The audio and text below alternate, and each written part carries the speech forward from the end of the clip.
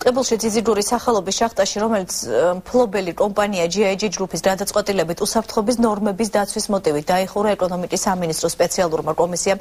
არსებული მდგომარეობის შესწავლის მიზნით მუშაობა დაიწყო. კომისიის წევრები მედიასთან წინასწარი შეფასებებისგან თავს იტოვებენ, თუმცა კომისიის პარალელურად მინდელი სახელობის შახტაში მუშაობა გაფიცულებმა განაახლეს. როგორც მეშახტეებს GIG ჯგუფიდან აცნობეს საწარმოს ძირითადი მომხმარებელი კომპანია Heidelberg Cement, მათგან ქვანახშირის მიწოდებას ელოდება.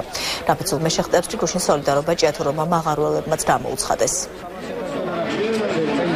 ეს კომისია ჩამოსული არის გუშინ დასწნენ ადმინისტრაციის შენობაში, ნახეს ნახაზები, შემდეგ დღეს დილით ჩავიდნენ შახტაში, შეამოწმეს ადგილზე ყველაფერი, თუ რა სიტუაცია იყო და სიტყვიერად ვიცით, დასკვნა ჯერჯერობით არ არის დადებული, ველოდებით დასკვნას. ჩვენი ჩამოსვლის მიზანი ის იყო, ვიცით, რომ რამოდენიმე კვირაა ტყიბულში მიდის გაფიცვა, არის რთული მდგომარეობა, ჩვენ ჭიათურელი მაღაროელები ვართ და ჩამოვედით, იმიტომ რომ სოლიდარობა გამოუცხადეთ. გვერდში დაუდგეთ ანალოგიური პრობლემები აქვს, გინდა ეკოლოგიური თვალსაზრისით, გინდა სამსახურის თვალსაზრისით და ეს იყო ჩვენი ჩამოსვლის მიზანი.